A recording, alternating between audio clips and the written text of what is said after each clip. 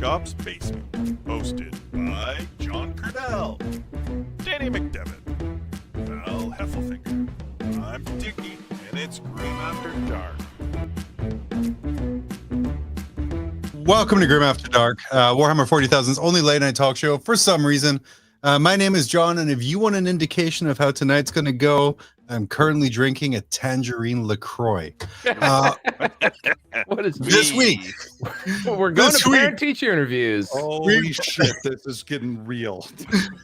This week, we prepare you for this weekend's upcoming Las Vegas Open by running down the 5 most common types of gamer you're going to meet and how to maximize your experience against them. We're going to go around the net, and the return of eBay Prices Redacted takes on the Warhammer equivalent of Beanie Babies. But first, if you enjoy what you see or what you're listening to, you can support us by liking or subscribing wherever it will let you. And if you're able to, throw a couple of dollars our way by becoming a member on YouTube or commenting below with the answer to this question: what is your goal at this year's Las Vegas Open? Before we go on, though, let's meet the team who make it all possible. First up, he's the co-host or the co-most. He's our competitive 40K champion all the way from Moscow, Idaho. It's Danny McDevitt. Woo! Oh, wait. Sorry. Yeah, I'm here. Thanks, John. And not currently modeling models, but modeling a beautiful hat belonging to Bill. He's the beautiful face of everything square-based, a fantasy enthusiast and casual 40K. It's Val Heffelfinger. Yes. Oh, it's just no flavor in this thing. And then he's the man behind the curtain. He puts the coochie Canada. It's superstar producer, Ty Priest Dickie. Dickie, Canada. Yeah. I do like that every week the word coach degrades more and more to the point that no one knows. It's turning into something very Canadian, I think. Huge. Huge. That's just what you call your sunglasses, the special Canadian sunglasses. Guys, this week, you don't know about those? Sunglasses? Danny, you didn't know about the Canadian sunglasses? Yeah, what kind of sunglasses do you guys have? Tell me about them. Can't tell you. You're not above the. You aren't above a certain line anymore. Dumb blue ones with fingerprints all over them. All right. Good talk. Good talk. Cool. Yep. Moving on. That landed real well. Yep. Would that be the tree line? Would that be the tree line? He's no longer above the tree line, John. I'm just going to go do this real quick. Okay.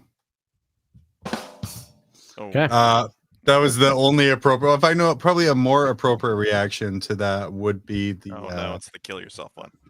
Yeah, but perfect. False. Wrong. Perfect. This week we have 2 comments of the week. Brought to you by our friends at Frontline Gaming. Since we got 2 comments. So yeah, we got we got 2. Viewers. They're open 24/7 at frontlinegaming.org. Probably not this weekend though. And all your GW products discounted. Our first comment of the week is a what? Easiest ad read of all time. Something. It's fine. Discount. You get what you pay for, Val. You get what you pay for. The first one here, just it's a what and a why. The question is, are you all liberals? Just curious. I had no idea how to answer this question. Justin, is that you? Is that you, Justin? Yeah. Are you watching us? My answer, because I regulate.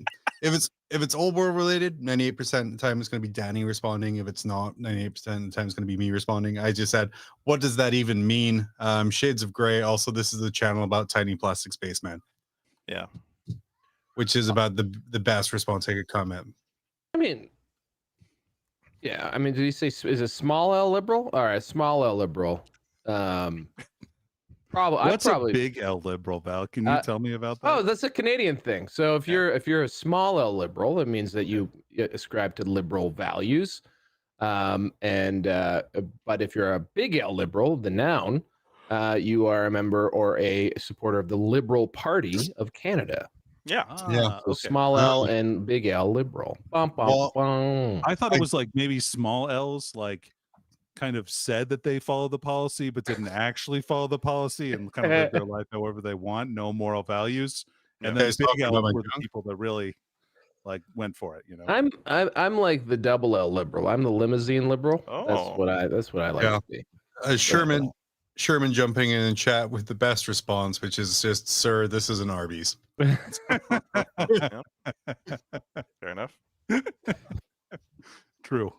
Sure. Yes. Moving on. This other You one. don't know that I'm not in an Arby's right now. Actually, you have That's no true. idea. I mean, you are actively modeling as I'm asking you questions. So Arby's doesn't care. They have You no food.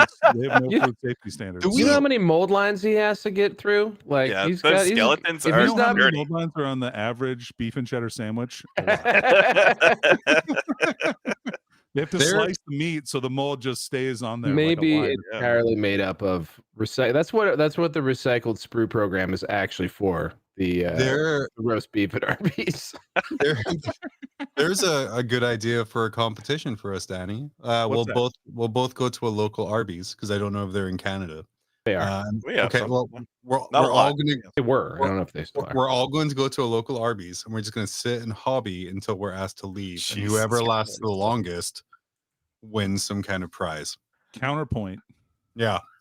You have to be constantly drinking a Jamocha shake the entire time you're doing it. I feel like what the fuck is a What is Jamocha a shake? Jamocha shake? Oh my god. Did you just name an Arby's menu item?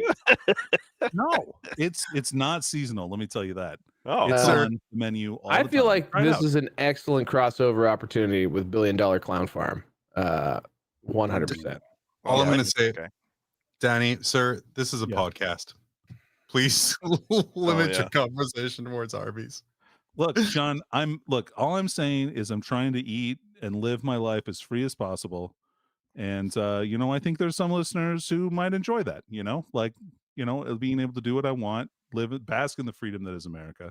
Mhm. Just And yeah. living your license. Baskin Robbins. eat, drink Small as L, many baby. Jamocha shakes as I want. Lowercase liberal. That's 31 Danny. freedoms. Yeah. Small liberal. Last week we debuted the ingenious new game, Whose Dice Roll Is It Anyway, which was just Wow. a fantastic and well-received game where I simply rolled dice and I forgot asked that the happened. team here, So good. asked the team what I rolled. It didn't True go great classic, man. because we used the Ideneth Deepkin dice, which are still these guys here. They are see-through with light blue lines that I'd overlap just like you guys each to other. know that package that looked clear in the middle that John was holding up is actually still full of dice. There are dice in Wow. There's- Yeah, You can see him Couldn't through see the it. dice. Yeah. until it was Incredible. close, but that's true. Yeah. That's right up to the camera too. But we were reminded because I was like, those are the worst dice ever. Our next comment here said, clearly never saw the Sylvaneth dice, and then posted this monstrosity. Danny, It was so awful. you're a dice aficionado. Yeah. I've been known to be a dice aficionado. I'm assuming looking at these that each little leaf is a pip. Yeah, John, that's correct. Although I have to say this is a slight upgrade from the ones that were made of real wood. What? They're actual wooden Sylvaneth dice. I swear to God. Oh, wow. I If would I- say that because this, like, I can look at that and eventually I could probably like discern what the dice mean. This is not possible with the Sylvaneth dice. I don't think, aside from actually having physical wingding dice, I don't think there is a more completely useless dice than Sylvaneth dice. Well, you I could tell the challenge difference the between- internet. What number is this? Enhanced. Incredible. Incredible. Just the audacity of whoever made those fucking dice. It just blows my mind, man. I know. They really kind of capture the artistic side of the Sylvaneth here, though. You can really see a big difference between the orange and the white swirls. Ooh. Yeah. and Oh, how wait a those minute. are represented. Oh, there are different colored swirls. Oh, no. All that happened was one of Games Workshop's operations managers accidentally CC'd this guy on an email saying after he's done with the dice designs, we're not renewing his contract. And then after he found that out, he's like, "You want dice? I'll give you dice. I'll give you some fucking dice. It's dice." I'll make you pay. I'll make you all pay. Speaking of which, send me your Deepkin dice because I have a great idea the next time I play Danny. Actually, from what I understand, there was a recent. They recently found a model that. Just a great effect as well. Guys, we got the best bits on this show. I was trying to make a topical joke about the guy who made the Silth Dice. Also, really good at sculpting Bretonnian lords. Hold that thought, Val, because that's coming up a little later on. I was going to be like, you guys have your cool old world podcast now. Like, we're going to move back to 40K, but then they released what can only be described as the most horrific miniature ever released. We're like bottom tier content. We're the cool podcasts. We're on our fantasy podcasts. No one listens to this podcast anymore because everyone started their own goddamn podcast this week. John, what you been up to, man? What's your thing? What's your podcast, John? Mine is the final semester of a undergraduate degree 20 years too late. Fair enough. Hey, I hear that. When I'm done with that, then I'll start my own podcast with blackjack and hookers. Rob Mules. Let's move on. Let's get some state of play.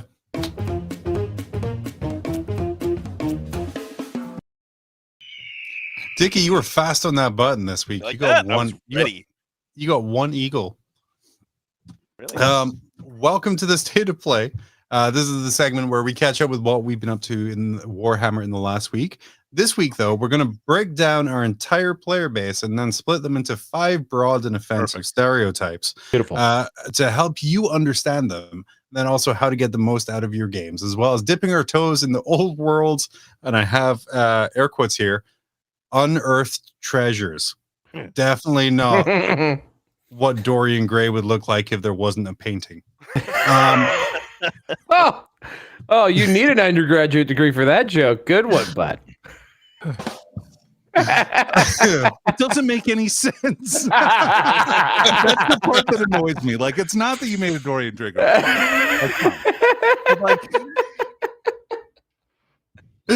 Oh, I'm sorry that I don't have a law degree and I can't properly make jokes about literature. John, you have an English degree.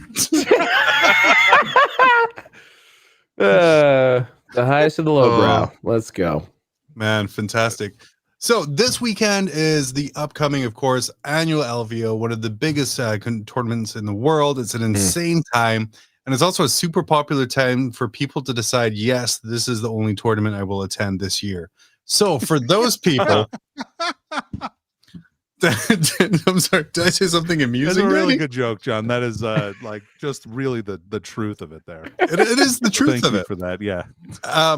Because these mega events do attract like a wide range of player base. The kind of a smaller localized GT, some people might be turned off of going because like if you go to a GT in a certain section of Florida, you're just going to be sold coaching services for 5 rounds. Whereas if you go to LVO, there's a chance you can submarine and avoid all those guys and just be a dick and to win me the whole table. table. But only one of those GTs has a really good chance of scoring some meth as well. You'll have to guess. That's true. That's true. Wait a minute. We're having to pick between Vegas as a place to get drugs and Florida. I think that's a lose-lose. This is an aliens versus predator scenario right here, Val. Oh, there's certainly a lot of predators. So in both states, but for both different states, reasons. yeah. Oh, it's already gone off the rails. So in order, Danny, I don't know about you. You've played a lot at LVO. I played a bunch at LVO. It's a varying experience of quality because you don't know who you're playing. It's different from your local RTT where I can look around the room and be like, God, I do not want to play Alex. Please, Jesus, I will literally just pass the entire game if I'm paired up with this person. Or, oh, it's Taylor. I'm just going to scream at him and then play Anya after the judge tells us to calm down. True story. Sail away, John. Yeah. Sail away. There was every time I have played Taylor Pearson at a tournament, we have screamed at each other in a friendly yet loud way so much that a judge has had to come over to tell us to calm down. At which point, one of us will pull out our phone and start playing Anya very loudly to show how calm we're being, and then just continue to yell. It's the worst, and I'm not even one of these stereotypes coming up here. Calmer than you are. But we're going to go through 5 common stereotypes of people you're going to find, and then we're going to give you our top hints for how to survive a game with these terrible and wonderful people that we might come up against. Danny, I asked you earlier in the week for 5 different kinds of players. You gave me 5 titles, and we kind of winged it from there. So first you did a up, fantastic job. Thanks, dude. I appreciate it. You're First welcome. up, Can't wait to see these guys. Danny, what are we Totally looking wrong. at? This is totally wrong, John.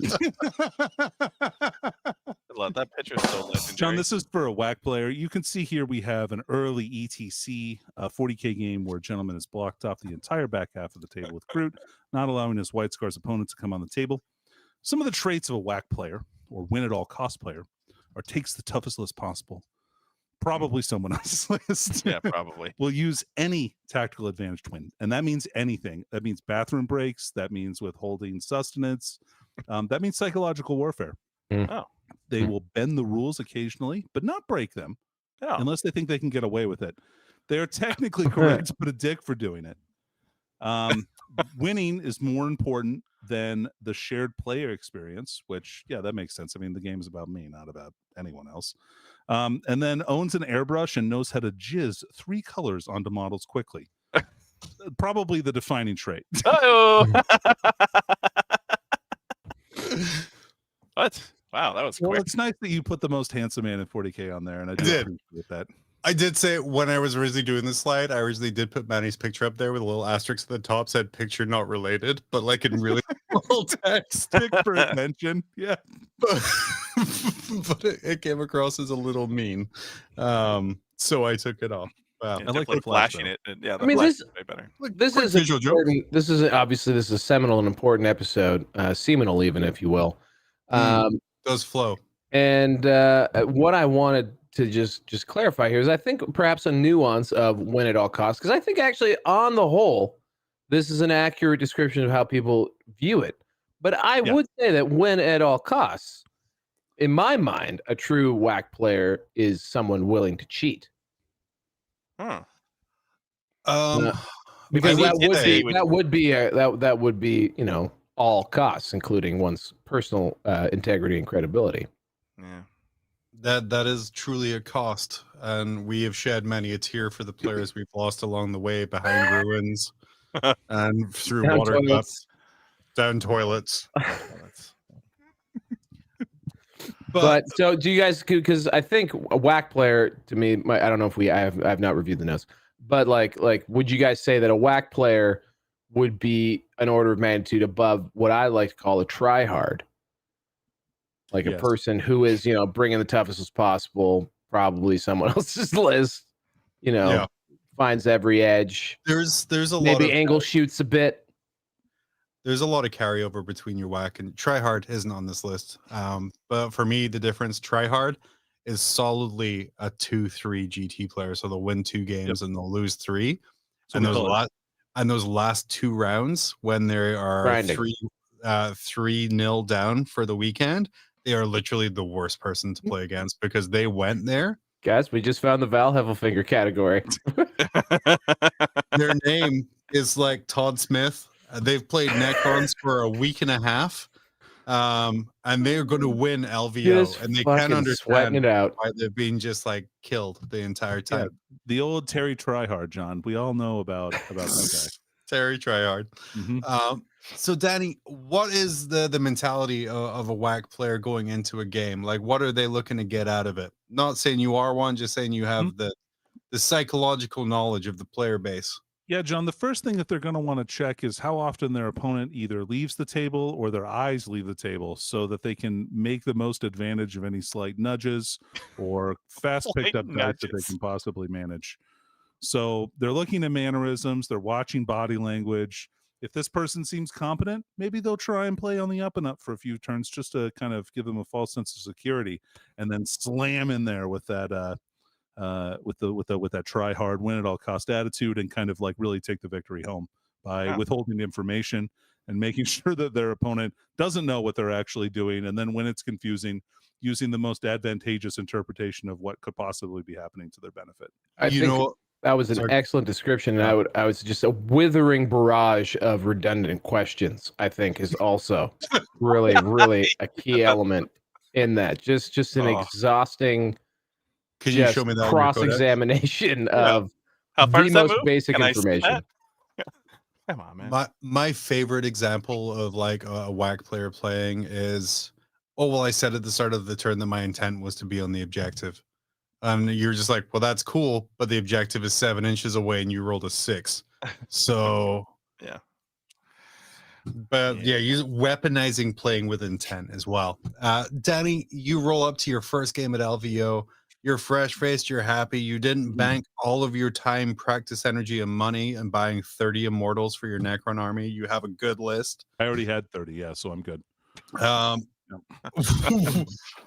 do you approach it? How do you approach a game against a Wack Willie, shall we say? Oh, yeah. All right, yeah. So for Wack Willie, or Willy Whacker, as I like to call him, you just have that. The first key move is to establish dominance, John. You have to really make sure that they know that you're not there to fuck around. You're not there to like have a good time. You're there for the same thing that they are, and that's to win games. And that's the only thing they respect. Mm-hmm. So you just kind of like animal style face off against them. Yeah. Well, what I do is I try and loom.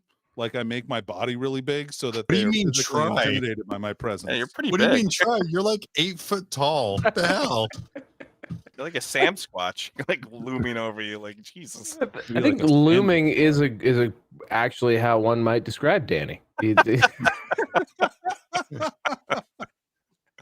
That's true. That's fair point. Fair point.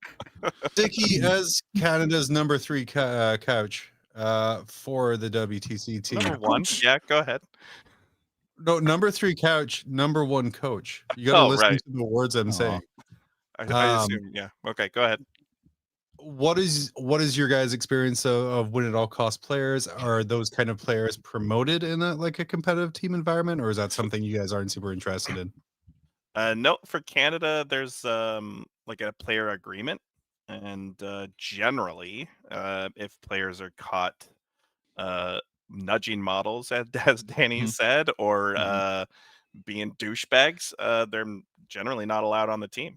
I like that. That's the general rule. There's room to massage in that clause. Maybe he won't nudge, and he'll be no. We're the player code conduct is pretty strict, to be honest.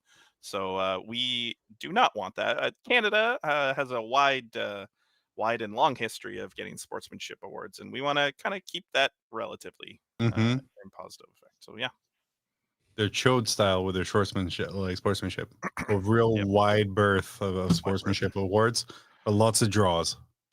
Yeah, well, we do have lots of draws last year, so yeah, that was. We didn't want to win. We didn't want to offend anyone by winning, so we just kept drawing. You might want to say that there was a bit of a handshake agreement in those games. Yeah, it's true. Yeah, handshake is in definitely a big L liberal move by Canada on that one. Big L, yeah. The blonde white lady with the Stanley Cup on the bottom left-hand corner is what, right? Yeah. Beautiful. Moving on. Thank you for no selling that. It didn't deserve it, like whatsoever. Moving on. Next, Danny, you said there was CAC people. Yep. What are we looking at here? John, your typical CAC is going to be, really into making sure that they are Charlie CAC. Yeah. We're giving them all names now. That makes sense. CAC. I really like this. I'm going to be using this. This is good. They're going to use like any kind of gaming virtue signaling that they possibly can. So like, I don't play competitively. I'm a really nice person. Just all lies. As much as they can to just front load the lies to their opponent so that their opponent maybe is like taken off guard and they're like, oh, this will be a really fun casual game. It won't be. It'll be casual at all costs, including fun. So fun is the ultimate cost. Fun is the first thing to die, John, with a cock. Yeah. Yeah. So I put down here things like they've created their own FAQs for Friday night's garage game session. Yeah, those guys. They say that they're not like those Wack players. Their army isn't tomorrow. Generally they don't go to tournaments. But here's a question: CAC and Wack, Are those Yeah. just derogatory terms they made up for each other? So your Oh. garage player made up whack to use as an insult towards players who go to tournament and vice versa? You know, the first usage of CAC in the English language was Your done mom's house? by the first settlers of San Francisco. Oh. Nobody really knows what it means anymore. Hmm. Like what the Casual at what all the costs. It says baseline- right there. Yeah. No, that's the English interpret. That's the common usage now. But originally, that's not what it was used for. It meant something completely different. Okay. I'm going to trust you in that. You rock up to the table. You're a CAC player, Danny. Yeah. Which the Scottish in me loves calling you a CAC player. Look, Um, I'm all about the CAC, John. what's your mindset rocking up to your games? As a CAC player? Yeah. Yep. All right. So the first thing I'm going to, like I said, I'm going to start with a bunch of lies about how much fun I am to play. And secretly, even though I say that this is a direct representation of like the Ultramarines at McCraig, it's actually just the hardest possible list that I could make while still kind of taking Iron Hands units that people Leviathan. don't normally see. So even though I'm a for fun player and I don't like to go to tournaments, I'm still playing basically the hardest possible list that I can at all the time. And updated people this complain slide for about you. it. I'm going to be like, well, I didn't take the, like the meta list. I took a softer list. I thought Yeah. I was being fun. I can't tell you how boom roasted this is. Like this is the most on the nose destruction of I'm going to be using CAC all the time. I love CAC. CAC Good, I'm glad you said has that. entered the You love CAC. vernacular. Yeah. This is brilliant. Casual at all costs is it's just it's everything I wanted to be and more. I Well- can't tell you a better this could not be more representative Yeah. of, I would say this would also be oddly in the definition, there's nothing here about just terminally online and making comments at every possible turn that signals their tremendous virtue and refined taste when it comes to making value judgments about the hobby. I think it's a big key element of the CAC personality trait. Val, you bring up a good point. This is frontline gaming signal from the front lines target audience right here. Oh man. I mean, it's a deep burn, but is it really that inaccurate? You said signal, and that's just the first thing that popped into my mind. I'm getting a signal from John that we should talk about the great deals that you can get at Frontline. That's just not Discounts, the web store. Yeah, it's great. It's great, and they'll ship to you in the contiguous United States for free if you order enough stuff. and for the non-contiguous, for just a great value, unless it's a Fuck table. you.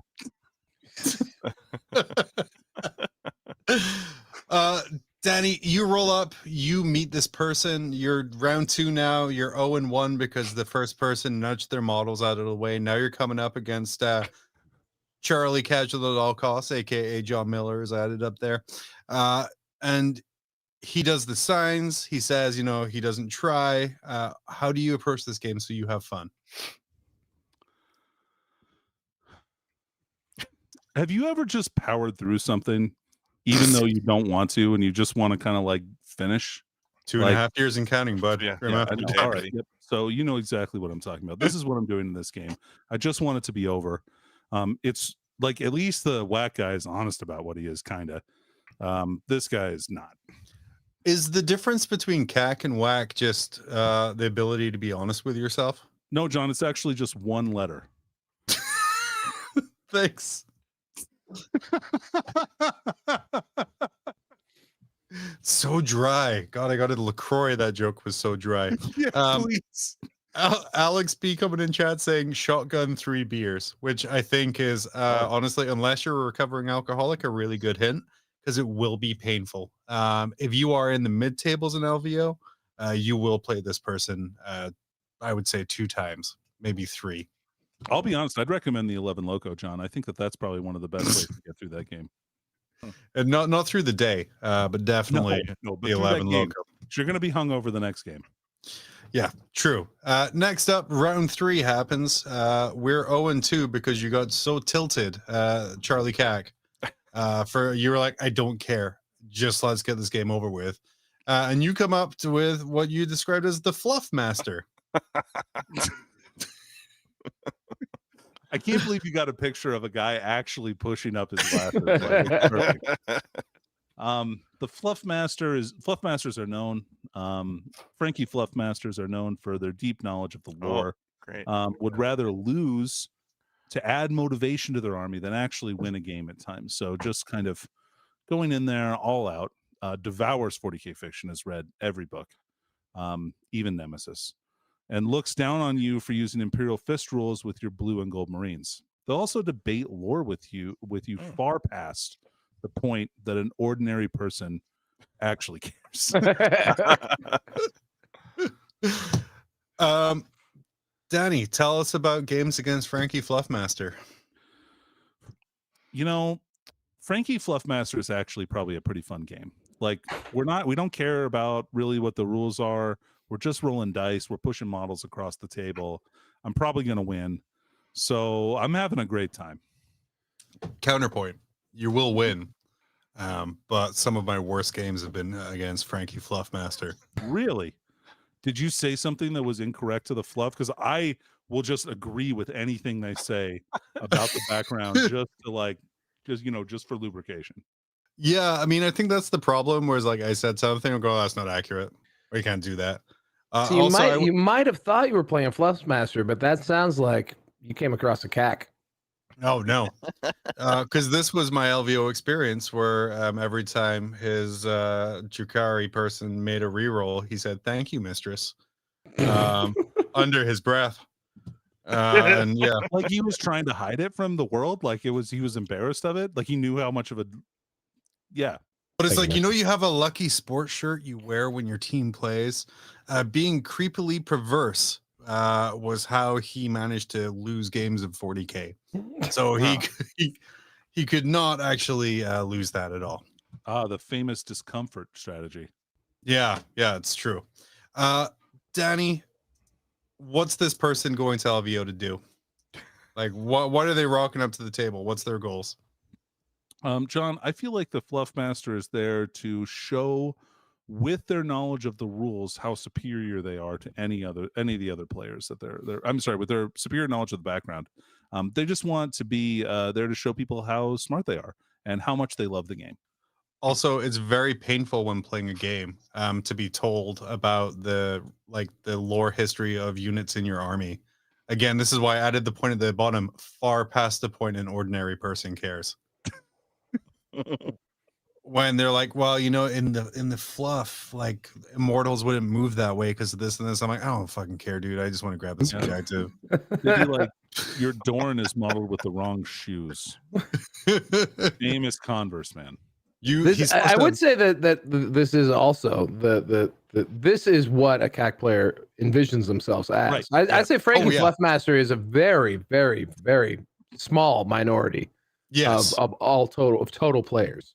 I would say a lot of players identify as Frankie Fluffmaster, but present as CAC. Indeed. Love it. So yeah, Danny, how do you approach this game? Like, what are you doing around? We're just having a good time. We're drinking beers if that's a thing. We're high-fiving when people roll good. Like, this is your classic great game of 40k, but I'm only nice to them because I know I'm already going to win. Truly harmless. Yeah. Right? Yeah. It's like a puppy. Gonna agree. So Danny, you're 2-1 now. You're feeling pretty good. You're buzzed from the beers from that last round. You've gone out, you've partied, you've woken up incredibly hungover because it's Saturday into Sunday. Game 4, you're pitted up against Narrative Neville, who I didn't change the byline for, but I ignore that right now. It's the same byline, to be honest. It works. I just want to say I couldn't find like a good picture to represent this, so I found this Reddit comment where they say they are plot hole. They're talking about Primaris, and they're like, there are plot holes in the history. Seems like they're overpowering in Grey Knight or in Custodes. GW should just call it official rescaling, and they're soulless, rootless history clone troopers. I tried to see if he made other comments. That account is now suspended. Oh. Oh, So it fits the description, so I kept it there. But Danny, take us through a narrative Neville. so narrative Neville is someone who's similar to a Fluff Master. They're gonna craft the story of the game that you're playing. They're gonna tell you a little story about how maybe their warlord is feeling at on any given turn. Like, well, I'm feeling pretty good here, feeling pensive. I woke up with an upset stomach, so I took some Space Marine Rolaids. Like, all that kind of stuff is what they're going to tell you about. They've also promoted their units in their army based on their in-game performance. So sergeants naturally are just regular Marines that they've painted a red helmet on to show that they're they did something cool. But Danny, in that one game in 1995, that sergeant single-handedly took down a lictor with reactionary fire. These Space Marines are on 25 millimeters for sure. That's when he broke off the little plastic arm that was glued to his metal model and glued on a power fist. That's how he became a veteran sergeant. That's right. It won't take good units, as there was no lore reason why they'd be there. I just imagine that sergeant, a tactical Marine bolter like this, rigid on, and then a power fist like this, like right beside, because they just took the supporting hand away. Yeah, it's like he's got his hand like this. Anyway, sorry, Dislikes Primaris, loves True Scale, and enjoys casual games that take about 4 hours per 500 points. I do have to say that this is probably not a player that you're going to run into at tournaments very often. They're only there to support their friend who wanted to play in the tournament. Mm-hmm. Or good narrative Neville. It's an LVO. It's an LVO style mega event where like playing is secondary to like actually attending. Now, unlike the Fluff Master, would narrative Neville be in the actual narrative? Are we actually in a player here? Because I feel like the CAC would be more likely to either be, in the casual tournament, whereas Fluff Master, I can see them out and about in the general population. Would this player actually, self-identify enough to, sort themselves out into a different play format for an event? Bell, I think you'll find them most often in the 40K friendly. The friendly, that's the word I was looking for. Yeah. Or the narrative. I think it's probably an even split between those two events. Which you're unlikely to find them at LVO, like the championship. Which, by the way, the 40K friendly, which I attended my first year at LVO, was the biggest, meanest shark tank full of CACs. So many CACs. So many CACs. Me included, and I did come third. But yeah, so say one wanders over to the comp tournament. Maybe their friend bought their ticket and didn't ask them which one they were going to. How do you approach playing a narrative Neville in a way that gets the game past turn one? Oh, easy. You're gonna have to do something rude, and I hate to tell you to do this to anyone, but you're just gonna have to interrupt them constantly and ask, and in order to keep the game moving, you're going to have to ask them things like, oh, what's this unit doing? What's this unit doing? What's this unit doing? Just on every phase to make sure that you're keeping the game moving. Otherwise, they're going to tell you a story, and that story might end at turn 2. Yep. Just the most passive aggressive. Which jeopardizes your opportunity to get an easy win, because they might accidentally just be ahead on turn 2. There's definitely that can times happen. People have lost to a narrative Neville because the game's moving so slow and you have a late game scoring strategy. And that's a very, very much it feels bad. Dickie, you're laughing out of knowledge from the looks of it. That's happened so many times. It's more of a pain than a laughter, unfortunately. So I'm just gonna sit here. It's a shame Team Canada's guidelines don't let you correct people about their speed of play. I'm just also enjoying I'm enjoying the mental image of presenting either the CAC, the Fluff Master, and the narrative Neville with just a chess clock, like just putting it on the table. Oh yeah, it'd be like putting a handgun on the table. It'd be like it's similar vibe. Just like, we'll pretend that this is in America where that's a normal thing. Like, we're going to go to a country where that's unusual. My favorite. I say that's a pretty big level set. I think throwing a pistol down on the tabletop would just do it on vibe stream. Shift. Just do it on stream. Put down like an airsoft pistol right on the table and just see the reaction. Your turn. I think my favorite example, like chess closeness, was there was a CAC player. You know this one, Danny, playing up against a guy who was up here who used to play called Rob, and they demanded that they use a chess clock, and they needed to use a chess clock. And Rob came back with, I think, the sickest burn I've ever heard in Warhammer, where he just turned to the guy and very quietly said, "I will table you long before your chess clock runs out." That's It was aggressive. it was a pretty epic move. Like, And the he guy did. was getting real squirrely with him, and he was like, "Look, dude, like we can play with the chess clock, but I'm gonna table you before you even like get to the end of the chess clock. Even if you just put it on my time the whole time, I'll table you in an hour and a half. It'll be fine." Wow. Some whack behavior. Some whack shit right there. That's a big whack hack.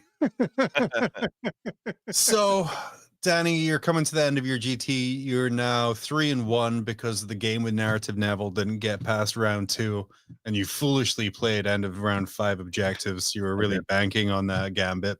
Yeah, my gambit just didn't work out. And you come up against the unicorn of the tournament scene, the hobbyist. Oh, lovely. You love to see this, honestly. And this is probably a pretty typical round 5 for people in the losers bracket. I've played this a lot. The hobbyist is focused on the assembly, conversion, and painting of miniatures. They make elaborate dioramas. They attend events as a way of showing off their models through the medium of playing games. They are okay, hold on. I have to say this real quick. They are unbelievably friendly, or they are unbelievably awful. And we'll go into great detail on how they made their model or did that paint job. Let me just add a little asterisk there. Okay. Now it's accurate. Thank you. I missed that on the first read through. So that's my bad, John. How dare you? I know. You purposely missed it to make fun of me for humor. That was the entirety of It was the entirety. Yeah. So tell us about the hobbyist mindset when going to these mega events. Well, John, the hobbyist is here. He's thinking about his miniatures. He's thinking about showing off. He's thinking about maybe getting some big commission bucks by showing off his models as a kind of way that he can advertise his painting service. And yeah, so it either is going to go one of two ways in his games. Number one, he's an excellent hobbyist, but also think that he's God's gift to Warhammer 40,000, which is sadly the case with some people. Well, he's number one in teams, and they're not. And then, or they don't think that. They just want to play some games with their models. They're just having a good time. They want to show their cool miniatures that they made, and they want to get a paint score. That's the really big point. They're getting a paint score every time.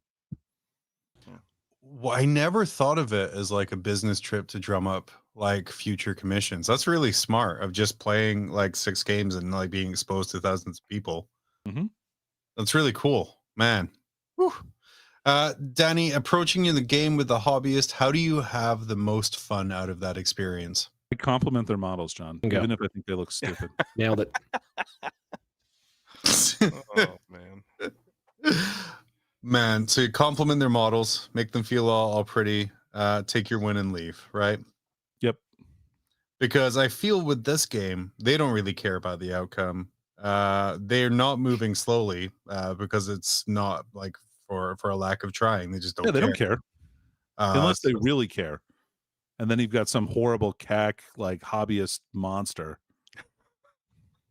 I feel like a CAC player again would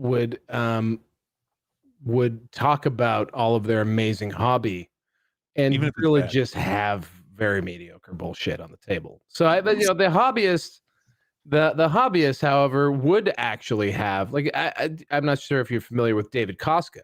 I think is perhaps the archetypal hobbyist, one of the most outgoing, friendly guys ever. Who I once argued with about whether or not my army tray matched the bases, and after raising my voice a little, realized that he was genuinely horrified that I could possibly think that my army tray matched the bases. Well, yeah, these are passionate people who perhaps view hobby with the same degree of intensity as perhaps the Wack player views winning.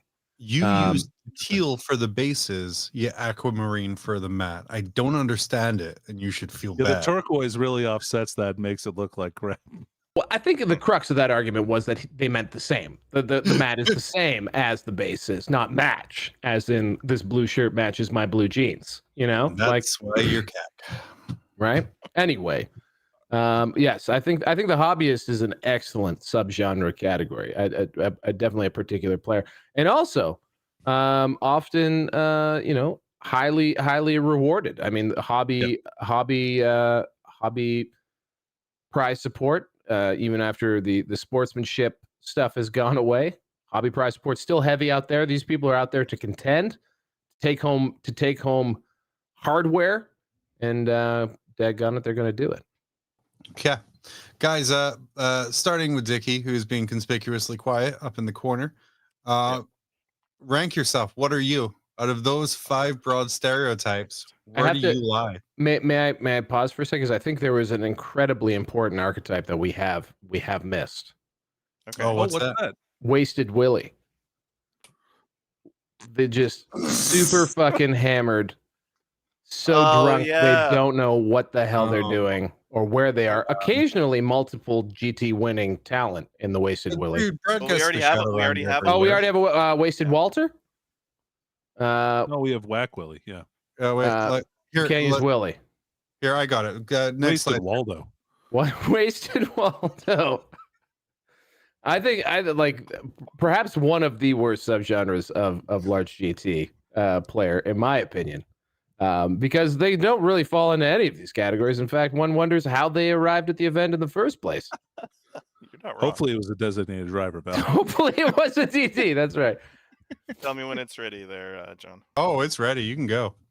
I got No, yeah, Bob. I'm still doing it. I'm typing away. Oh, my bad. Yeah, okay. Jeez. You know, and I feel like the Wasted Waldo though could fall into any of these categories, like as an addendum, or kind of like an add-on, right? Chameleon Like type. any of these guys could be wasted. No, they could be, but the Wasted Waldo is there particularly to be wasted. One again wonders why they need the medium of Warhammer to define their wastedness in any way, shape, or form. They could have just gotten wasted anywhere, but they choose to get wasted at the Warhammer tournament. Sometimes barfing on themselves, falling down, peeing in one's pants. They Literally maybe shitting yourself at the table. That perhaps happened at one event. perhaps shitting themselves. It happened once. Yeah. And the Wasted Waldo, perhaps the best round 4 opponent one could ever dream of. Amazing. I have that in there. They're an auto win round 4s. That's right. Unless you get repaired, yeah. Yeah. The bummer. Because it drops. You know it's going to happen. And they probably do play Space Wolves or Orcs. They're always like drunk on grain alcohol. I mean, it's just. Yeah, their army's not painted. It's Yeah, who cares, dude? I'm just going to put in here, army is painted in quotation marks. Perfect. And then also the army is not actually theirs. Could potentially not be theirs. Certainly missing pieces. Various turrets perhaps no longer on tanks. Arms broken off. Clear disregard for personal safety there. Yeah, lost a scout round 2. Comes back to your table looking for a dice that they forgot. Yeah. Here's a crude. I had to use scissors on one of my. I had to use a pair of scissors on one of my hammerheads to represent long strike because I forgot my long strike turret at home at a pretty recent event. So that was pretty dope. Someone said here, this is a deep old cut for you guys, but sails from Dark Elder ships broke off in an elevator shaft. It's an old Brad Chester move right there, and then we got an instrument at the bottom. Yeah. Beautiful. Okay, so we've added our Wasted Waldo. I love that little addendum. Thank you, Val. It's the chameleon type because it can be anyone. But Dickie, who are you now that Val's bought you 5 minutes? Yeah, I have to say it's a tough one. You're unreadable dice. I think I'm gonna win at all costs, or I feel like I'm win at all costs without the cheating, probably. This is why I think that you know that much like perhaps the CAC also has the is the yin to the Fluff Master / narrative Neville yang. Yeah. Perhaps Willie Wack has Terry Tryhard as perhaps a less nefarious manifestation of the player. Jumping in there real quick, Mikhail is in chat. He's letting us know the picture that's on screen right now. He was 2 tables away at the time. He was a part of Warhammer history, and that just makes him the coolest person now. Look at that narrative Neville. Amazing. Just telling stories even in chat. Oh man. Really just interrupting our flow. No, I'm kidding. Misha's definitely a competitive player. I will say, personally, jumping in, I would classify myself in these very broad terms as a CAC player. Yep. Because I say I don't care, but it really fucking bothers me sometimes when I lose and I know I shouldn't. But like not all the way CAC, I would say. You're all half CAC. Like He's half CAC. Half CAC. But yeah, well, what about everyone else? Let's throw it out there. I would say I'm probably a mix between the Wack and a wasted Waldo. Oh, it depends where the event you're sitting at. Yeah, that's true. Yeah, true. Yeah. I think the only one on here that could fit my description would be the Wack player for sure. Okay. Wow. I'm trying as hard. I'm sweaty. I'm You're wearing a beanie hat. It's right. I'm often a mess of nerves. It's likely uncomfortable to play me often. So yeah, it's gotta be Wack for me for sure. Nice. Free Radio Armageddon saying their narrative with Waldo if they're more than 0-4, which I think is an important scale because the longer you go without a win, the more likely to devolve into Waldo you are. That's true. Directly correlated to current record. Wow. And then Dickie. Yep. Yeah. Quit putting it off. What are you? I think I said it. I think I'm a Wack without all the cheating stuff. Is probably where I sit. You're a Wack and you cheat. Just remember that when you're drawing against Canada. Yeah. Also, I question why one needs to own an airbrush if you're just going to jizz on your models anyway. Like it's kind of you're shooting it through an airbrush. Yeah. Okay. That's the important part. But what do you thin the consistency to? It's like milk, Val. It's milky. I mean, you're already there. Well, Danny's gonna go get water some more, to mix it with. Danny's gonna go get some more protein in his diet, and we're gonna jump on forward. Sorry, I could probably use a little bit of like thinner because it's pretty thick normally. We'll drink some water. Well, for that, we're gonna move on here. Again, we're gonna throw up our warning slide here because there will be slight discussions of Warhammer: The Old World. If you want more in-depth discussions of Warhammer: The Old World, choose between your square-based Tuesday mornings or your Old World Charmy whenever your release date is on a weekly basis. We release on Mondays for real, I promise. And also I signed up for the Patreon. Where's my fucking follow-up episode? It should be going up any day now. It's Tuesday, Danny. As I reminded everyone, it's Wednesday in Australia, as a matter of fact. Well, then blame Adam. Who's running this podcast? Me? No one.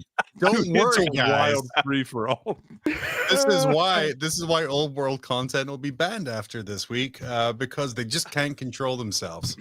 They get all kinds of excited. But speaking of Old World, you can check out all of Danny and Dickie's fantastic reviews of all of the different forces available. Oh yeah, this is an Old World show too. This next slide coming up here. Oh yeah, we all did all those. You did so many. So if you want some really great, if you want some really great in-depth faction focuses telling you some of the best units and changes without watching someone flick through a book, these are just some phenomenal videos the guys did great on. I don't really want to talk about the great stuff right now. What I want to talk about is this, which is the ugliest goddamn face I've ever seen. Wow. Talk to us about this Bretonian lord. Yeah. I saw a paint job where they made the eyes not look. Not Cyclops. Yeah. Well, okay. Was it this next You one look here? like you've Dickie? had too much plastic surgery, right? I mean, that's what. All right, never mind. That wins. Yeah, you got. You got Kill I me. don't have any rejoinder to that. I live in pain. Go back up. Yeah. I need so after the show this morning on a different show, we had a comment, and I think it's actually important to read this out because I hate ragging on this because Bretonnian Lord Doofus isn't exactly a testament to Martin Futit's sculpting ability. Oh yeah, he does good stuff. His resume also includes masterpieces such as Plastic Nagash, the new Black Coach, 7th edition Metal High Elf characters, 5th edition Eldar Farseers, Warcry Centurion Marshal, Plastic Inquisitorial Retinue, and several Sisters of Battle miniatures. He is one of the most talented sculptors at GW. Best thing to happen to elves since Jess Goodwin. So who just so happened to forget a model was due before a long weekend. This very well might be the first I think model this he was a tryout model. I will say, okay, the rest of the model for me, fantastic. Like I love the posing. I love the sword. The hand's a little weird in the sword, but like I love the cloak. Flipper. There's a lot. John, Yeah. the hand not on the sword is so much worse than the hand on the sword. Yeah, what?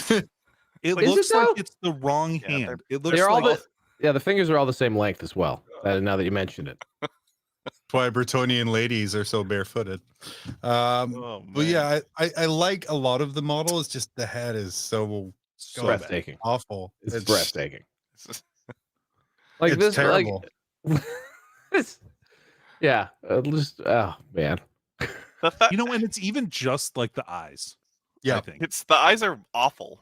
The cheekbones What are happened very there? high though too. Do you It's very think high cheekbones. how much of this is paint job on the face, and how much can be Not a saved lot. by Not a lot of No, it is- that is sculpted like. All right. Counterpoint. I Yeah. saw a different paint job on this model today, and it looked totally fine. Wait, But I send think that they send just, it to like, me. Send it to me right painted now. the I'll put it eyes. on this show. I don't believe you. Okay. I just can't get over the like for me, like yes, the face is incredible. But like the hand on the hilt of the sword is just Danny DeVito in Batman Returns.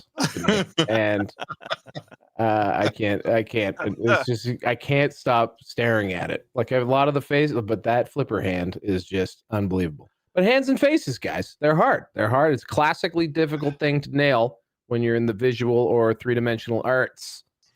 So obviously this was a model in which he was still developing his skills. just And went and sold. They're now selling. and like this would be, Does this give you guys more or less hope for future models in the Oh, old world jeez. range? well, we know things have developed since this. That's for sure. Both in this man's personal how much- repertoire. how much big of is the- that closet? Is How much of the new range is them just finding things from 2008? Oh man. I do think it's cool. Like, I mean, there's a bunch of like legendary because there's always because like fantasy was left to die of thirst and hunger. There were like rampant rumors of like, oh, they're sitting on a treasure trove of plastic Bretonians, which maybe they still are because they didn't release them for this. But like there's also like there's genuinely a like plastic dwarf lord that was like created and then apparently like the tooling wasn't good enough, so it didn't pass quality control, which Alan Merritt posted about on Facebook. I saw Coming out, baby. which is also hilarious because Alan Merritt also the person who implemented Finecast, but that somehow meant quality control. So maybe there are some like cool quality things that they shelved or didn't wind up producing. Who knows? Not Dick- necessarily this guy. No, Dickie, we are going to skip a whole bunch of stuff right now because that cool segment I planned, I didn't do timing it with well at all. So we're going to skip right down to slide 22. He can't. Little behind it. Well, it's the number 2 beside the number 2. Hey. T.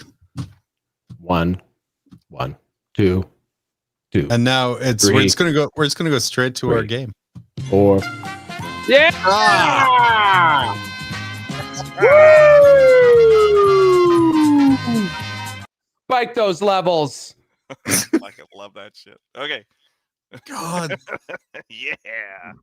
damn, that was. It's the only way I can do anything to you guys. It's Oh, all I have. that's the first time I've had to rip my headphones out when it did it. It was so sudden and loud. We have to go Yeah, like baby. adjust. Yeah. Anyway, welcome to the lovers of the printed word across Games Workshop's Black Library. Get ready to test your powers of literary evaluation on The Price is Redacted. Inspired by the next slide down here, last weekend's release of The End and the Death Volume 3, even though this is a picture of Volume 1. I was gonna say, yeah. Well, it's I say Sold I put out. it Sold in out. the slide right above. I call these books are essentially Beanie Babies for Wargamers edition, which is how I currently view these things here. Rough ride. The bots one, as the next slide shows down, is this is one person sharing all of the individual copies of The End and the Death that they bought, and then to resell on eBay for $400 to $600 is the current going rate for part 3.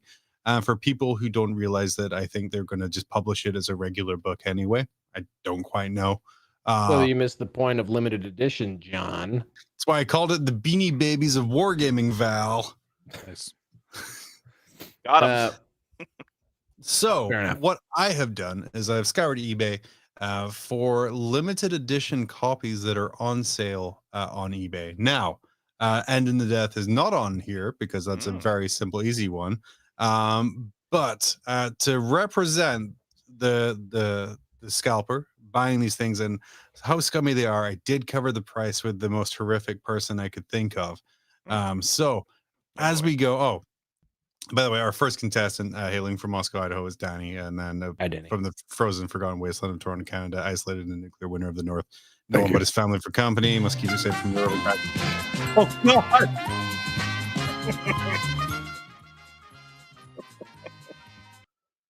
It just keeps happening. It's Val. I'll give you that, Dickie. That was actually really funny. But yeah, it's Val. So if you guys are ready, we're going to go to our first one here, which is sold January 15th. It is the Black Library. Black Library Angron, the Red Angel Special Edition Limited Warhammer by the Connoisseur. The haunting look on his face. Yeah. It's like you're a young intern in his sightline. Young actor trying to make it in this world. Oh man, I have a friend in my local Warhammer chat who is a degenerate, like literally is planning to retire on these books. Really? So mercifully, I don't think anyone in that chat follows anything I do on. You should let him know. Let him see there's a documentary about the Beanie Baby craze on Hulu, and it's very accurate, I believe, to the book market. Well, here we go. Danny, I believe you want me to guess first. I feel like you've beaten me numerous times in a row now. Yeah. So let's go. Also, time out. Are we using the right rules, or are we using rules? We're using our rules. Grim rules. So we're getting money for free parking in this game? Okay, got it. Yeah, we are. And I'm going to be using Idoneth Deepkin dice to mark your scores. So I hope I can. So we'll never know who won. No one will never know. John, what is this retail for? This usually special editions retail for around $80 US, $85 around there. I can't say for certain how much this retails for, but it did sell out instantly on release day. Sure did. I'm going to say that this went for $275, John. $330 US. Oh, wow. I swear to God, if let me see your hands. 204. No one cares about Angron quite as much. It's really sad. Not even his dad. Yeah, I got that one for you there, Dickie. From the UK though, the common theme shipping from the UK. Sort your house out, GW. The second one, this is a brand new one, but it's going to be one you guys aren't super aware of. It's the Warhammer Lords of the Lance Special Edition. Got myself one of these already. Oh, really? Yeah. Oh, yeah. Is this your list? Saturday. It's my first limited edition. So let's see what I can get out of this. It is a beautiful book. So, Danny, how much are we spending on our Lords of the Lance? Lords of the Lance. Well, this is old world, so it's naturally going to be more money. So I'm going to say this went for $225. Oh, $225. feels Val, like how much is your retirement account doing right now in that Lords of the Lance book? 175. 175. Ooh. Weirdly enough, Oh, $90. Yeah. why would they put it up for just Val's over? portfolio looking less strong. Like that's retail, isn't it? Yeah, that's almost retail, and then you're paying for shipping. You have no idea how many of these books I had to scroll through to get anything that wasn't this book. There are literally like hundreds of these up on eBay. So I guess there's a bit of arbitrage going on there because because in the UK this probably isn't 80 pounds. It's probably like 40 pounds or 50 pounds. Mhm. So okay. you That's a can good point. just on the exchange make a little bucks. Yeah. Good job, Val. Good job, Val. You were the closest. I got Is one. this a scrapper, or is this like a scalper? Actually, though, like I feel like maybe not. I don't know. They're just. They're If you different. They're sell making something on it.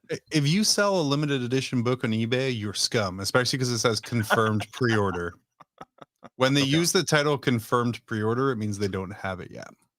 Right. That's true. Mhm.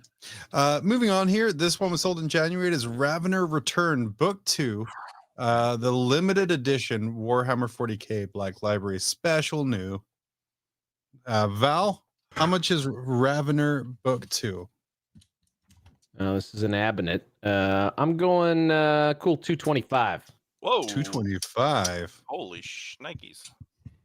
Danny. So this is the first Eisenhorn series book that I ever read.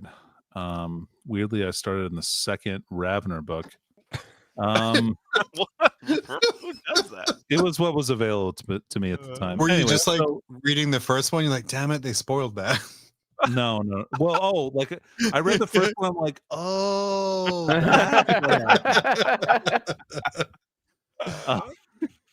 Val, you said 225.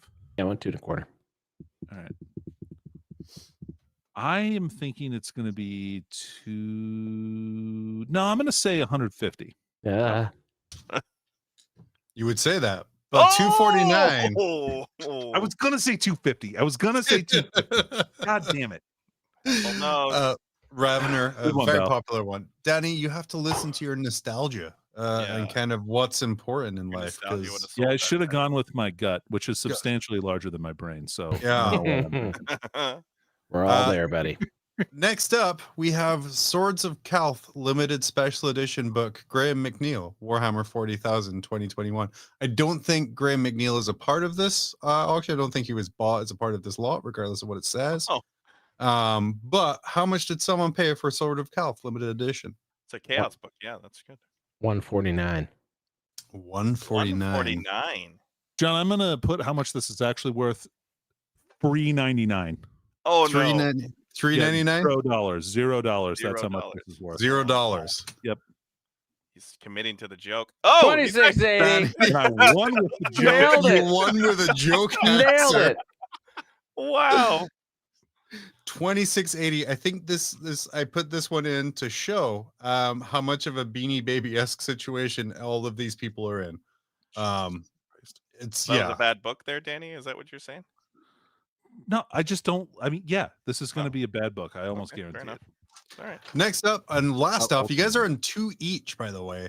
This isn't Oh, even. This isn't that's not even a book. a book. This is a Hmm. coffee table art book. I own this one actually, but I've read it, so I've Really? ruined all value. Oh. It has some very disturbing art where blood angels are actually Japanese angels.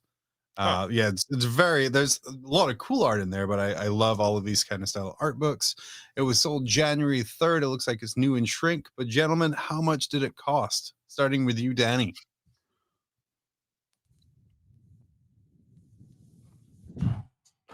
Well, he's going This for is a the he's good going one, for the win actually. here. Yeah. Yeah. I'm going to say $175, John. I was gonna say, yeah, this 175. thing probably retailed for more than $100, I would This think. thing retailed for about $75, $80. I think I spent on it. Damn. I'm standing with my But guess. it's an incredible book, I will say, and I'm not just trying to get it so people buy it from me. $100 US. $100 US. Huh. And Danny, you said what? 175. It is $200.99. Danny, well deserved. Well deserved. Making Danny a 3-2 winner as I demonstrate to Dickie what an appropriate level for an exit bumper is. Do you want me to play it again? No.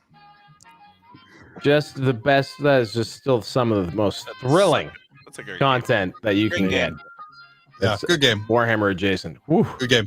Disflux in chat letting us know can confirm Swords of Calth wasn't very cool. Which I think is the most polite anyone's ever been about Swords of Calth.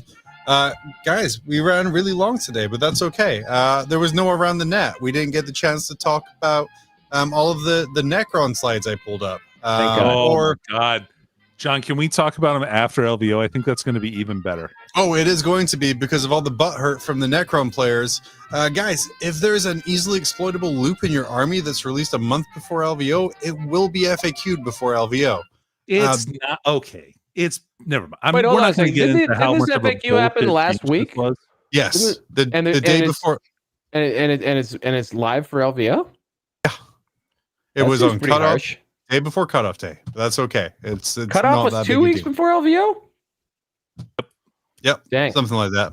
Oh, Danny Danny, shared the him? picture. Is this him? Oh, that's the one. Yeah, see, he looks fine. He looks Looks great like when he's- he's out of focus and 4 feet away. Like they gave me the smallest shot, but like it's not as good. It's just still pretty bad. I'm gonna be honest. Now I That see why looks people better are though, right? posting. I see why people are posting the meme of the lawyer from Always Sunny with the fake hands because it looks like he's His wearing. hands are so big, actually. Yeah, well now I see. He's very Yeah. strong, John. That's what that's supposed to portray. Yeah, but we didn't get to talk about the current meme of if for 50 grand you could purchase a 3-minute video of yourself being seduced by a cartoon or 23 warlord titans. Didn't get to talk about how space wolves are actually space raccoons. That's all going to be pushed over to next week. Here to dream. Guys, it's the dream. Yeah, get that thing away from No, Dickie. it's gonna Get stay here forever. Jesus, I hate it. Put it on the mug. It's gonna be John, that's you. That is. That was I- maybe the most insulting thing Little I've said smaller, to you yeah. ever in our Mhm. entire friendship. Perfect. No, That's I'll great. definitely get it, and thankfully my painting is so Nice crappy touch, that it Dickie. will fill in I like all that. of those I things. did it. I like that. You better be Beautiful. your general. Yeah, it will be. Guys, plug your stuff. Hey, come listen to us on Mondays when we release Maybe Wednesday. Yeah, but who knows? Maybe Wednesday, maybe Monday. Look, we're still sorting out the bugs, but really, what we want to do is release on Mondays our free to the public episode, and then we also have one in the background there. If you join our Patreon for that old world charm, Hey, you want to Danny, listen to a bunch of grognards talk about old world and charm.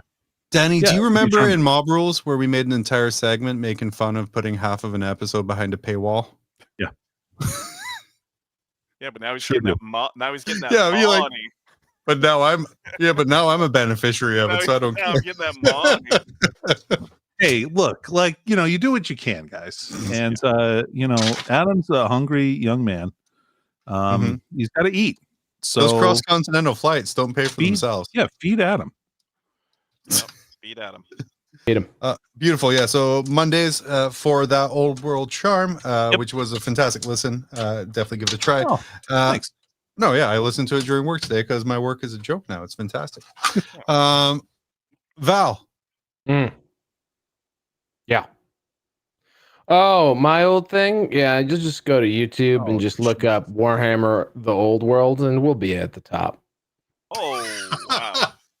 Dickie, segment idea. We'll just do which podcast is more popular, Oh, and then it'll yeah.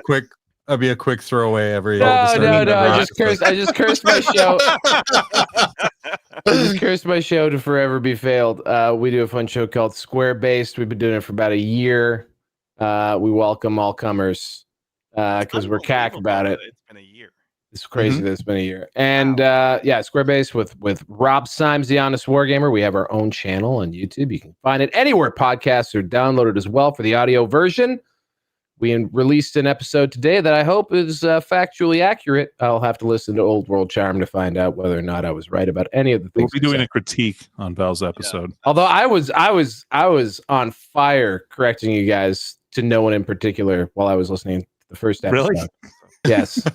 Every time you guys disagreed about something, I was just screaming at the top of my lungs, and I was a rare 3 for 3. Wow. Which means it's over for me. For me, it's just when Danny promotes his least popular show, Grim After Dark, on his more popular show, I'm screaming at it when he says the wrong name.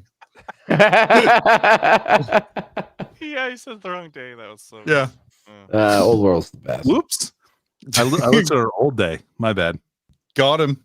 Well, ironically, though, your new show's on Monday, Danny. So maybe when people are going for the McDevitt That was fix- actually my whole plan, John, was to move my less popular show to Tuesdays so that I could get the more popular show in the prime time spot, if you know what I mean. Ooh, up against Monday Night Raw. Yeah, we usually produce shows on Tuesdays, but also Thursdays and sometimes Wednesdays and Fridays and Mondays. Just whenever things are happening. Basically, Rob is an insane person. Just mad at chasing. It's fine. Yeah, no big deal. Anyway, thank you for everyone for joining us here at Grim After Dark. Find out all of our socials and way to support us at grimafterdark.com, and we will be back next Tuesday live at 10 p.m. Eastern-ish. If you enjoyed yourself, please check out our back catalog as Val sleeps happily through our outro. Remember, when your life feels like a never-ending siege and things can't get any worse, remember that it's always grim. Oh, no!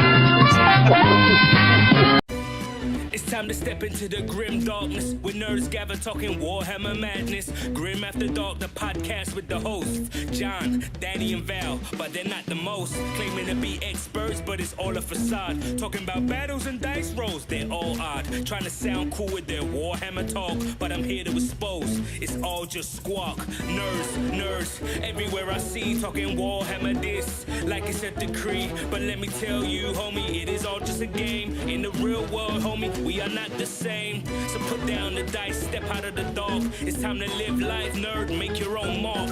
Grim After Dark, the nerds playground, talking Warhammer this, acting all profound. But when I listen, it's all just a bunch of noise. I love roasting nerds and their stupid ass toys. Stupid ass toys, I wanna grab them, put my hands around the neck, squeeze, Warhammer squeeze, until they can't breathe or breathe again. Tell a friend, I'm out here roasting nerds again.